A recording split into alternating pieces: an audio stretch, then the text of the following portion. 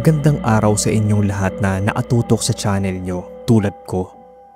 Araw-araw ko nga pong inaabangan kung may bago kayong upload, lalo na tuwing sasakay ako ng bus. Pampalipas oras ko rin kasi sa biyahe, Sir Bob. Ako nga pala si Iza, 25 years old, single mom. Bali nasa nanay ko yung anak ko at narito ako sa Manila. Nagtatrabaho bilang call center agent para sa kanya. Kami na lang kasi ng nanay ko ang magkatuwang mula na mamatay ang tatay sa sakit. Kaya dito ako nakipagsapalaran. At so far, maayos naman. May pinsan kasi akong taga rito sa Binondo kaya naikituloy ako sa bahay nila.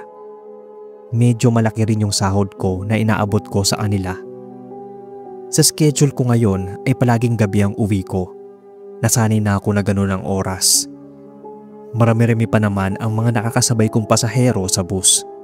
Minsan jeep, kaso punuan kasi. Kaya pumapara na lang ako ng bus at palagi palakad na ang sasakyan. Nagtataka ako lagi kada mapabadaan kami sa isang daan kung saan sinasabi na may naaksidenteng bus. Palaging tumitigil yung sinasakyan namin. Nung nang minsan, halos 5 nang kaming sakay kaya medyo nagtaka pa ako. Pero sa huli ay may sasakay lang pala na pasahero. Nakahinga ako ng maluwag nun. Akala ko kasi kagaya sa mga napapanood ko ng mga tulisan tapos hold upin yung bus. OA na kung OA. Nag-iingat lang naman, Sir Bob. Pero mabalik tayo sa kwento ko. Bali 3 babae yon. At yung panghuli ay yung babaeng naabestida ng puti. Tanda ko. Actually, nagtaka ako sa itsura niya kasi kakaiba. Parang hindi naman niya kasama yung naunang 2 sumakay. Mahaba ang buhok niya pero di ko gaano nakita yung muka kasi natatakpan ng buhok. Hanggang sa bumaba na yung mga nauna kong kasama, maging yung 2 na sumakay kanina. Pero nang lumingon ako sa dulo, nandun pa rin yung babae. Nagtaka ako kasi bakit naiwan siya. Naisip ko rin na baka nga hindi niya kasama yung 2. Nang malapit na yung bus sa destinasyon ko, ay tumayo na ako para bumaba. Kaso, bakit ba kasi napatingin ako sa dulong bahagi? Wala na doon yung babae, kaya kinalapit ako ng konduktor kung bakit daw ba. Tumayo ako ng maayos, tapos ang sabi ko, "Bumaba na ho ba yung babae sa dulo?" Naitanong ko sa kanya. Kaso napakamot lang siya ng ulo. Sabi niya ay kanina pa raw. 2 pa nga raw Napatitig ako dito dahil hindi naman yun yung tinatanong ko. Basta bumaba na lang ako. Baka nga hindi ko lang napansin na bumaba yung babae sa dulo na nakaputing bestida. Pagdating ko sa bahay at swerteng naghain na yung tita ko kaya nagmano na ako dito. Sakto rin nakakasahod ko lang kaya inabutan ko na rin siya. Napangiti nga ng maganda si tita at syempre nagpasalamat. Bukas naman noon magpapadala ako para sa anak ko at nanay sa probinsya. Patapos namin kumain, ako na rin ang naghugas sa mga pinggan. Sabi nga ng pinsan ko ay siya na lang. Dahil sa nahihiya din ako at nakikisama ako sa kanila, kaya nag-insist ako na ako na lang. Patapos noon ay nagdinis na ako ng katawan. Sa pagod ay mabilis lang ako nakatulog. Para pa nga akong binangungot noon, Sir Bob. Sa panaginip ko kasi ay may nakita akong babae na hindi ko makitang maayos yung muka. Napadilat ako bigla noong mga oras na yon. Madaling araw na pala at halos pa umaga na rin, kaya nag-ayos na ako ng sarili. Ako na rin yung nagluto ng agahan namin. Dadaan pa kasi ako sa remittance center para magpadala kina nanay at para sa anak ko. Nagbaon na rin ako ng kakainin ko sa office. Sakto naman nasasabay raw pala si tita para mamili sa bayan. Kaya ayun, may kasabay ako at magkatabi pa kami sa bus. May nakasindi pang kandila doon sa lugar na may naaksidenteng bus. Ang sabi ni tita sa akin, nakakatakot daw yung ganun. Tanong ko naman ay kung bakit. Nakuha naman yung bus at may nagtirik ng kandila. Hindi raw ganun yun. Maaari daw kasing naroon pa yung mga kaluluwa at may posibilidad na nagpapakita pa rin sa daan. Kinilabutan ako nang sabihin niyo ni tita. Tapos, parang sa dakong may puno, para bang may nahagip yung mga mata ko na nakatayo doon. Para siyang babae, Sir Bob. Hinabol ko pa nga siya ng tingin. Kaso, wala na ng balingan ko. Sabi ni tita ay ano raw ba yung tinitingnan ko doon at halos mabali na yung liig ko. Sagot ko naman, para asing may nakita ako sa may bandang puno. Sinabayan ko pa ng turo ng kamay. Kaso ay wala na at malayo na rin kami nun. Umayos na lang ako sa pagkakaupo. Naunang buwaba si tita. Ang sabi ko ay mag-iingat siya. Pagdating ko sa opisina ay medyo napaaga pa nga ako. Kwentuhan muna habang wala pang oras. Dahil kapag nagsimula na ang trabaho namin, tuloy-tuloy na yan. Sa sobrang pagkatutok ko sa trabaho ay parang kumain lang ako ng tanghalian tapos hapon na pala ulit. Niyaya ako ng kasamahan ko na mag-OT daw kami kahit mga 2 oras. Tumango naman ako. Kaya imbis na alas 9 sana ay uwi ko ay naging alas 11 dahil may aayusin pa. Minessage ko na rin si tita na gagabihin ako ng uwi. Mag-iingat na lang daw ako. Tumawag na lang daw ako pagpa-uwi na para mapagmuksan ng pinto. Sa dami ng inayos namin ay inabot na kami ng alas 12 sa sakayan. Mabuti at may bus pa akong natanaw. Paghinto nito ay agad akong sumakay. Bakit ba naman kasi ang hilig ko sa dulo maupo? Doon ako sa pinakalikod sumakay. Bali may 3 pasahero at ako ang pang-4. Nilapitan ako ng konduktor para tanungin kung saan at sinabi ko. Binigyan ako ng ticket at saka bumalik na siya sa harap. Tahimik lang ako at kinuha ang headset. Nagpatugtog ako dahil medyo malayo pa naman kami. Habang namimili ako ng music sa phone ko, pakiramdam ko ay may naupo sa tabi ko. Hindi ko muna ito tiningnan kasi namimili pa ako ng kanta. Nang may mapili na ako, tiningnan ko yung katabi ko. Isang babae at nakasuot ng puting bestida. Kaso parang pamilyar siya. Nang tumingin ako sa harapan, 3 pa rin yung sakay, tapos yung konduktor nakaupo malapit sa driver. Hindi ko rin namalaya na tumigil yung bus para magsakay sila. Kaya nakapagtataka dahil saan galing itong katabi ko ngayon. Para akong nilabig noon, Sir Bob. Halos hindi ko maigalaw yung mga kamay at paa ko. Tapos hindi rin gumagalaw yung babae halos. Dapat ay lalapitan na siya ng konduktor para sa tiket at bayad. Pero hindi pa rin siya lumalapit sa may banda sa amin. Mukhang hindi niya pansin. Mas lalo akong kinilabutan nang mag-angat ito ng tingin sa akin. Nagulat ako dahil yung mukha niya may sugat at parang galing ng aksidente. Doon ko naalala yung babae na nakatayo sa may puno nang dumaan kaninang umaga ang bus habang kasama ko yung tita ko. Nanindig ang balahibo ko dahil sa itsura niya. Naisip ko pa nga na baka ito yung isa sa mga sakay ng bus na aksidente at mukhang hindi pa nakakaalis sa lugar na yon. Nung una, walang lumalabas na boses sa akin. Pero dala ng takot ay muli kong inulit ang pagsigaw. Sa takot na kung anong pwede niyang gawin sa akin ay napasigaw ulit ako ng ubod lakas na. Kaya nagulat lahat ng mga sakay ng bus na yon. Nakatayo na yung babae. Ako dahil sa takot ay nalapapa ako dahil bala ko ang tumakbo papalapit sa konduktor. Sumigaw ako ng may multo. Kaya nagtayuan din yung 3 nasa bungad. Sabi ko nun sa kanila, sir, ay bababa na ako. Kahit na medyo may kalayuan pa yung destinasyon ko. Itinabi at pinara ng driver. Sabi ko ay may multo. Pero parang ako lang yata ang nakakakita dito. Nasa labas na ako nun.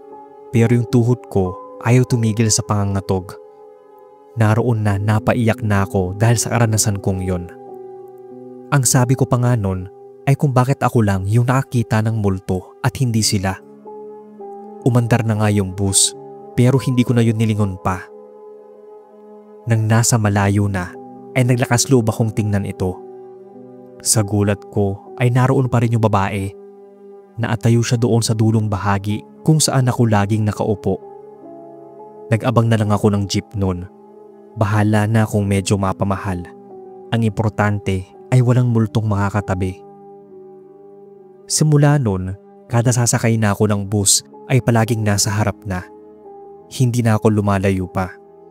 At kung may nakaupo naman sa unahan, sa gitna kung saan may katabi pa rin ako na alam kong tao at hindi nakaluluwa. Naikwento ko nga tong experience ko sa tita at pinsan ko. Mabuti at nakaya ko yung ganong pakiramdam. Lahat kasi kami ay matatakotin. Pero kahit na ganon, hilig ko pa rin talagang makinig ng mga horror stories, mapa-English man o Tagalog. Hanggang dito na lang Sir Bob ang kwento ko. Maraming salamat sa inyong oras.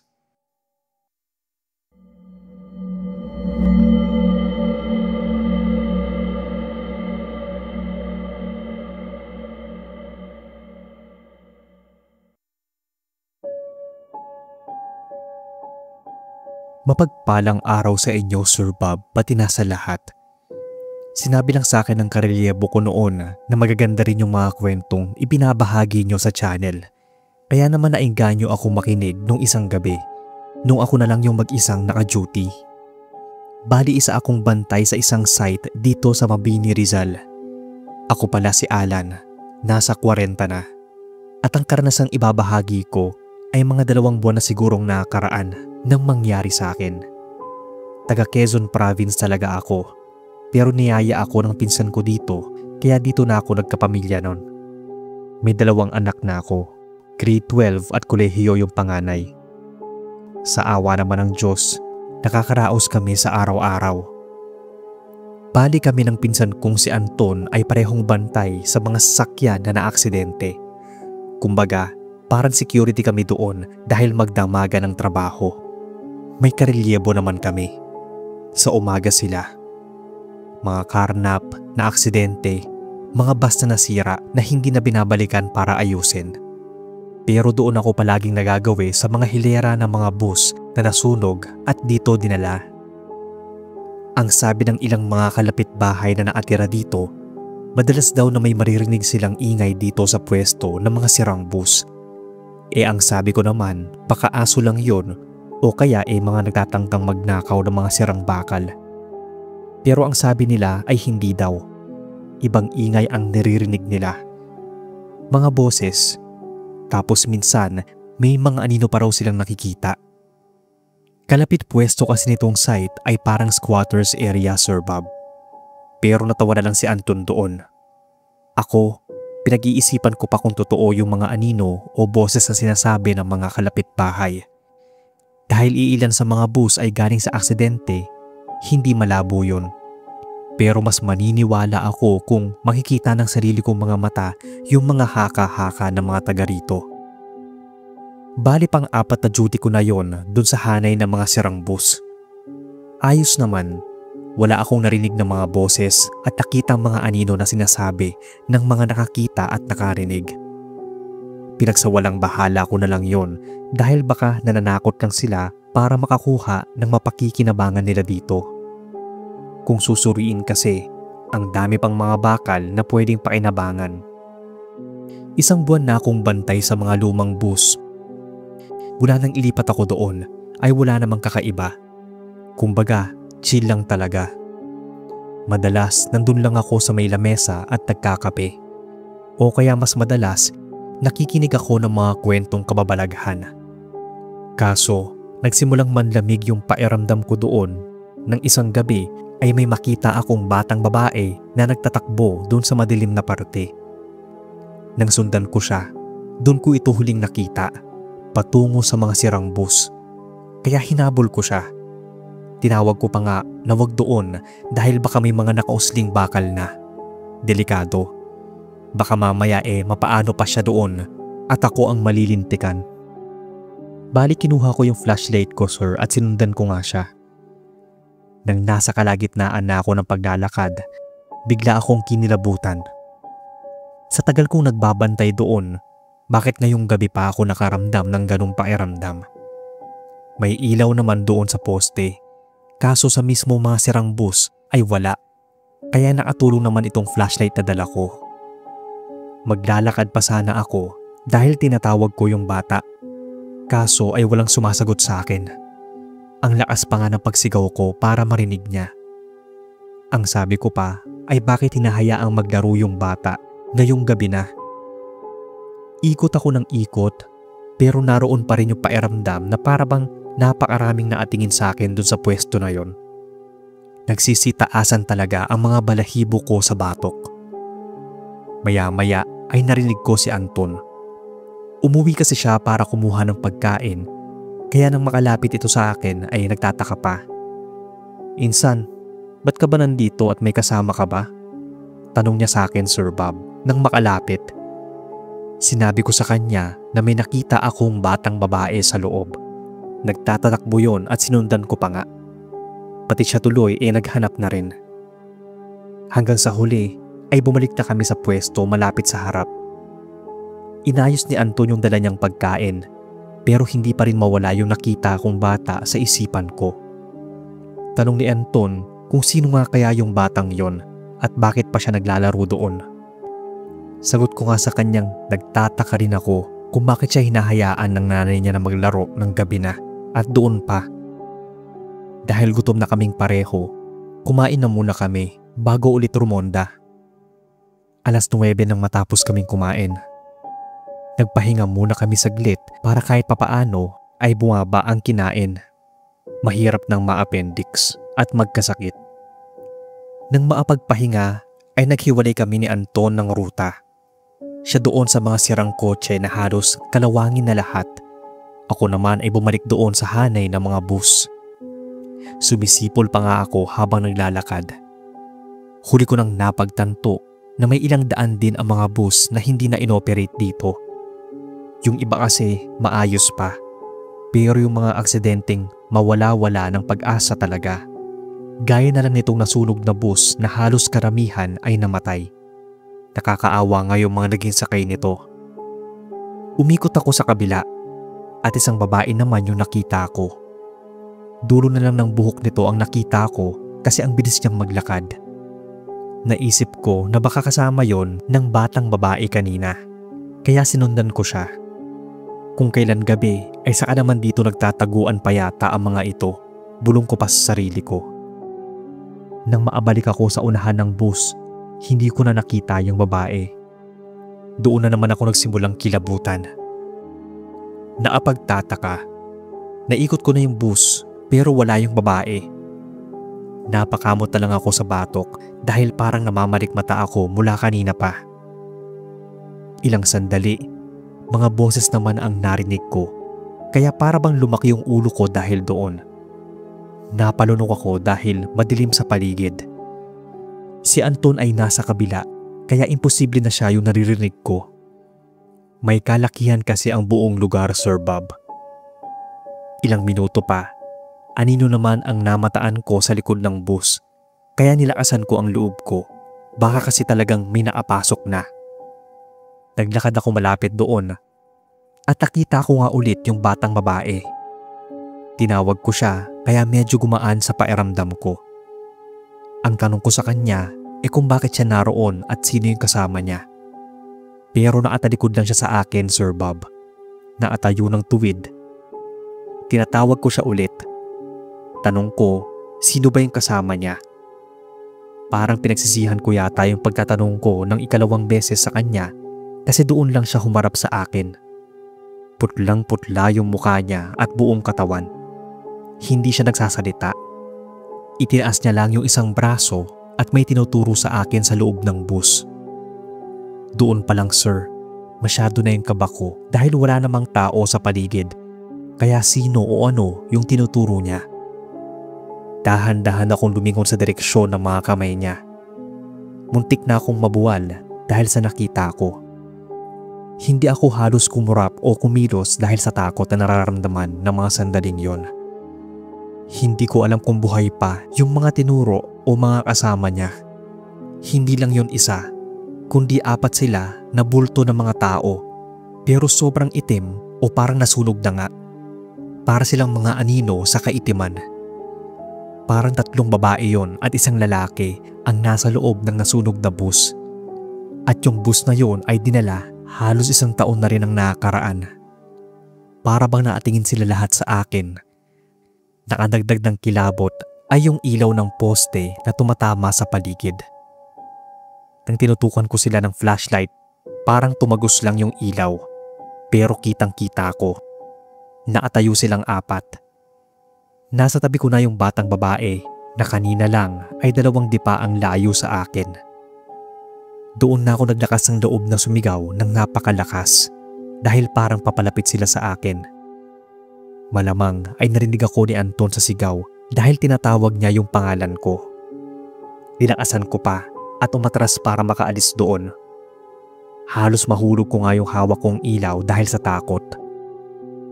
Kung ganun nga, kung pagtatagpi-tagpiin ay totoo ang mga sinasabi ng ilang mga residente na may lumilitaw nga rito. Akala ko ay panakot lang nila sa amin yon para hindi na kami magbantay. Pero may katotohanan pala ang lahat.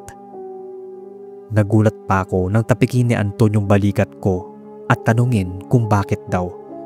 Bakit ako sumigaw?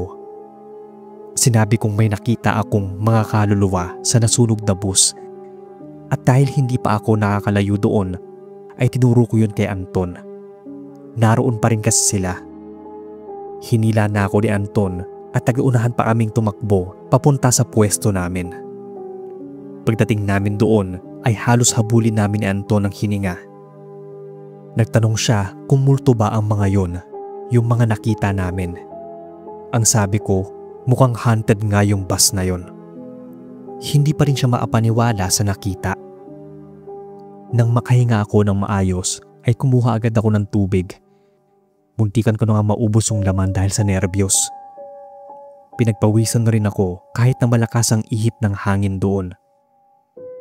Ganun pala ang pakiramdam ng pagpakitaan o paramdaman ka.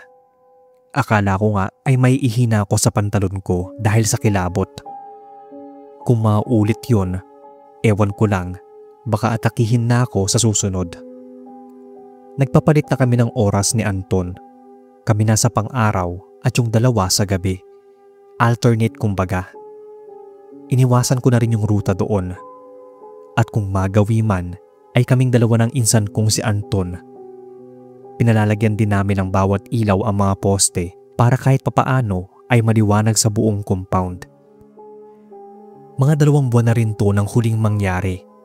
At ngayon habang sinusulat ko ay hindi naman na naulit yung pagpapakita o pagpaparamdam nila. Wala rin namang naikukwento yung mga nakapalitan namin ng schedule. Pero sigurado ako na nandun pa rin yung mga kaluluwa sa haunted bus. Ito lang muna Sir Bob ang kwento ko. Patuloy akong nakikinig at taga-abang ng mga kwento nyo sa inyong channel. Tuloy-tuloy lang at more power.